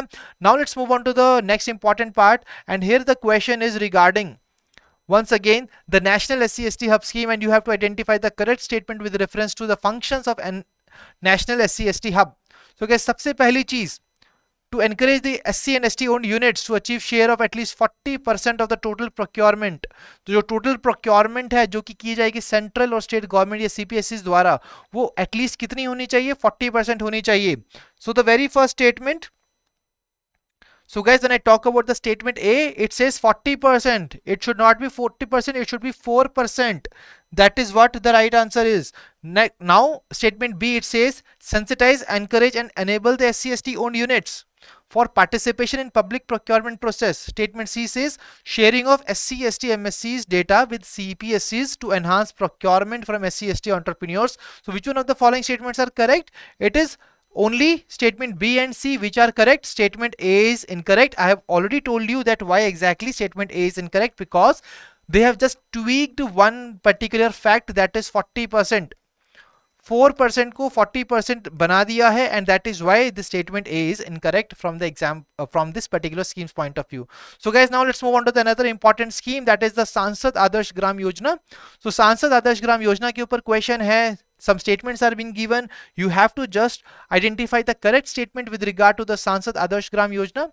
तो पहली statement is regarding the launch year, second statement regarding the funds that will be allocated under the scheme, third statement says that the MP would be free to identify a suitable gram panchayat which can be developed as Adarsh Gram.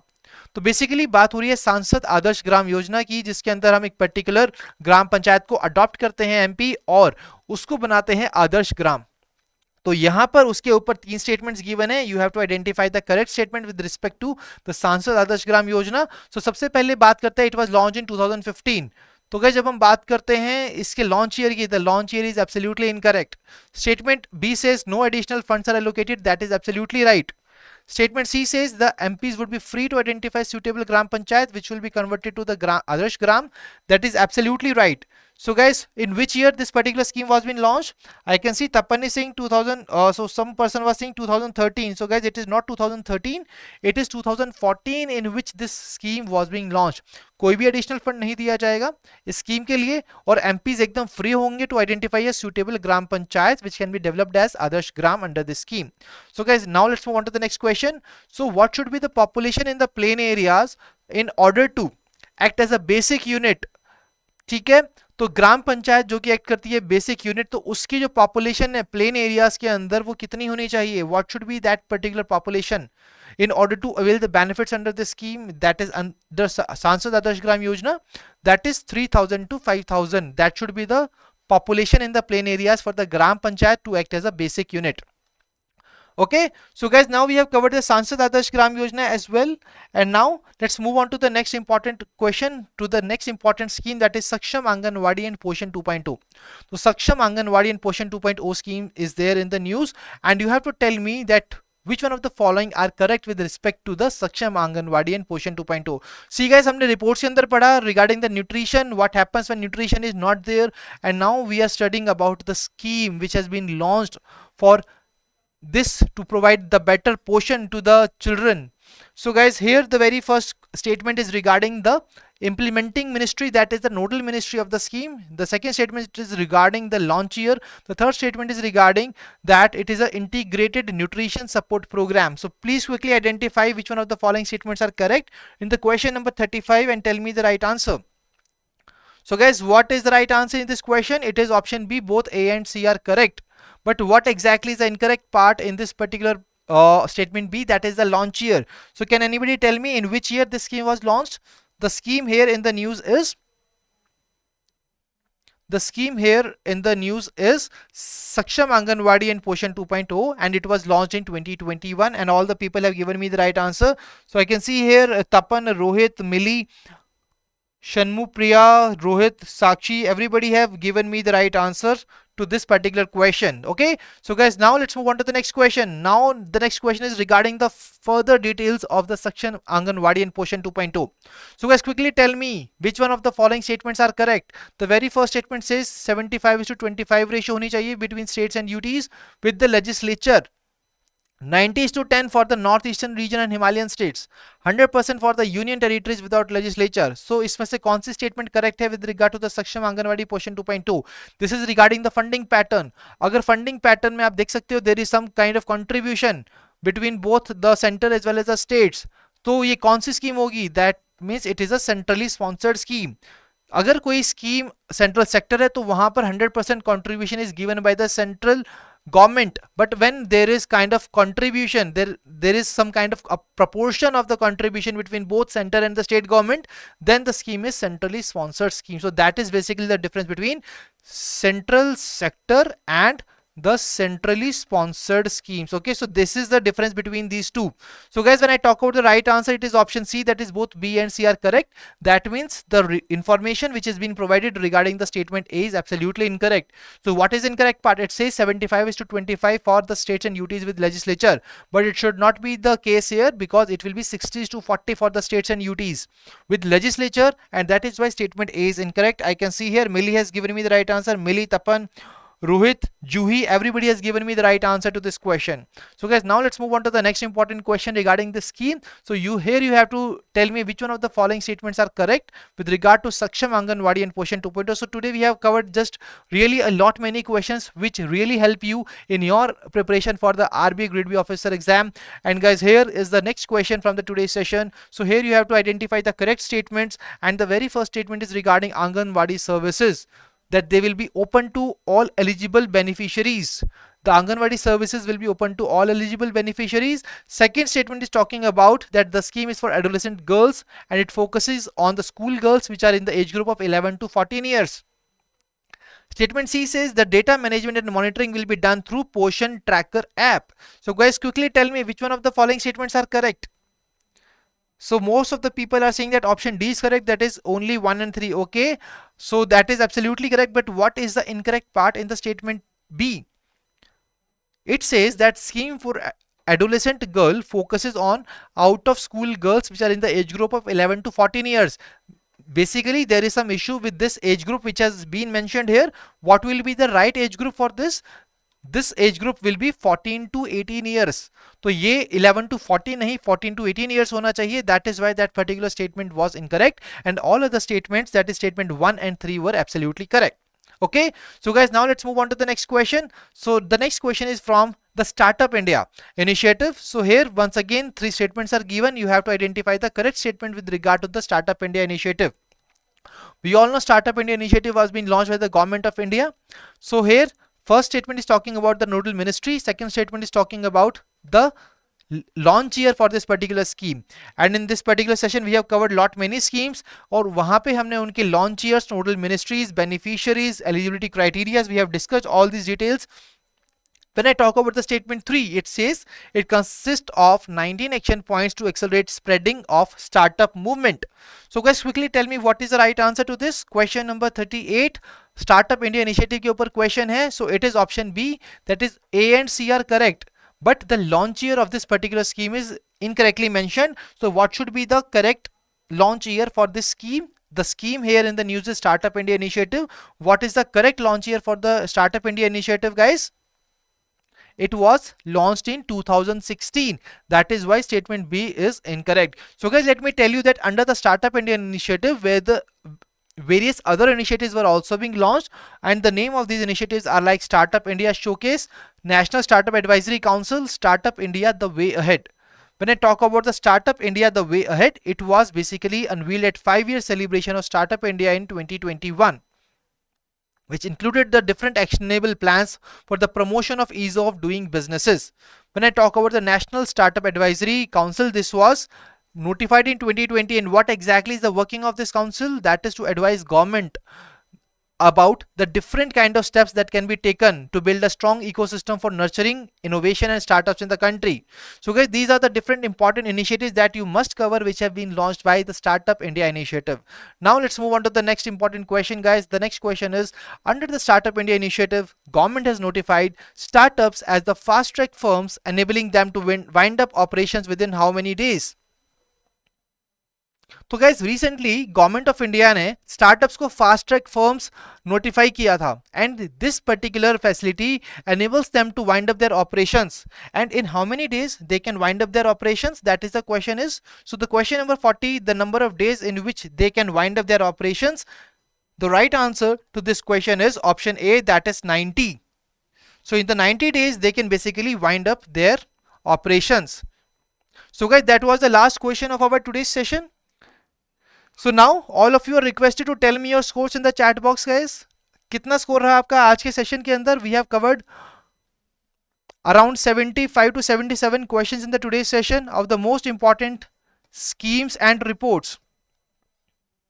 So guys, आज के session के अंदर हमने schemes and reports को cover किया है for the month of May 2023, and this was the part 1.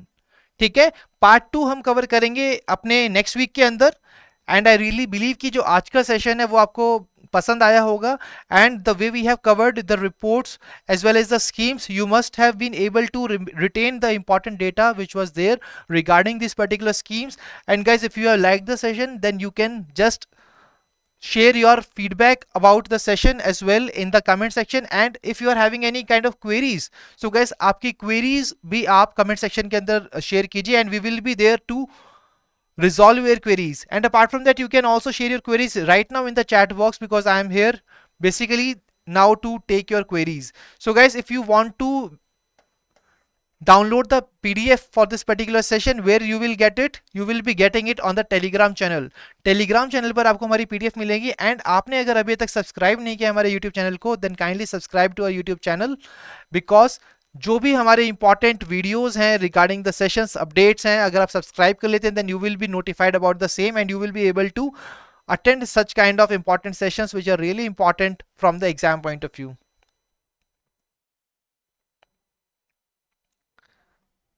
So guys, I believe that you must have liked this particular session, and if you have liked this session, you can also share them with your fellow aspirants as well, so that they can get the most out of it. So I can see, thank you Neetu, Rohit, Tapan and Sakshi for your kind words. So guys, I really believe that you must have liked this particular session, and now I'm waiting for your queries. And if you are not having any queries, guys, then you can just tell me in the chat box, so that we can conclude this particular session, because your each and every minute is really very important, and at this point of time your time is really a very great asset for you that you must invest very precisely. Okay. So Rohit is saying, sir, is reports weightage high in the GA? So guys, let me tell you that reports के ऊपर काफी questions देखने को मिलते हैं. Around 5 to 8 marks of reports are being asked in the phase 1 of the RBI Grade B officer exam. So they are really very important, and they can help you in fetching really good amount of marks in the exam. And guys, they are really very easy. You must have seen that the way we have covered the reports in the today's session, they are really very easy. If you basically understand the reports, if you understand the reports, it will be easy for the retention. And for the retention, let me tell you that for the phase 2 part, you have to write the descriptive answers as well. So how will you just answer those questions? You will be answering those questions when you are able to retain such kind of data which are being mentioned in the reports. And we have seen in the previous year questions as well that such kind of questions are being asked where you have to mention such kind of data, because they really complement your answers when you are writing the descriptive answers. So Sakshi is saying, sir, tricks to revise. So the tricks to revise is basically you have to do multiple revisions. First of all, what you can do, whatever source you are covering for covering the schemes and reports, just make small notes about the same, and after that try to solve as much MCQs that you can do. And that is why we are bringing such kind of sessions. So जितने ज़्यादा आप MCQ solve करेंगे about all the GA part, it will really help you in order to retain those kind of data. तो सबसे best revision हम जब भी बात करते हैं तो it is just by revising the MCQs. But उससे पहले आपको एक बार उसको प्रिपेयर करना काफ़ी ज़रूरी है.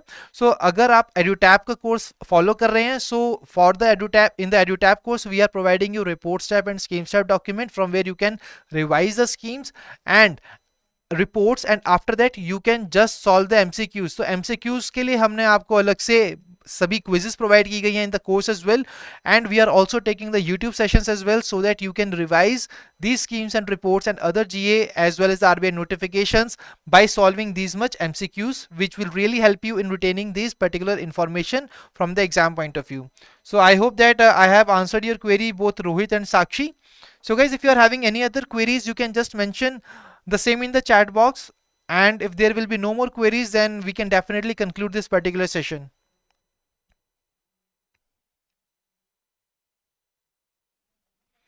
So I can see here that there are no more queries in the student's mind. So let's conclude this particular session, guys. So it was really nice to have all of you in the today's session, and you guys have really made this session successful.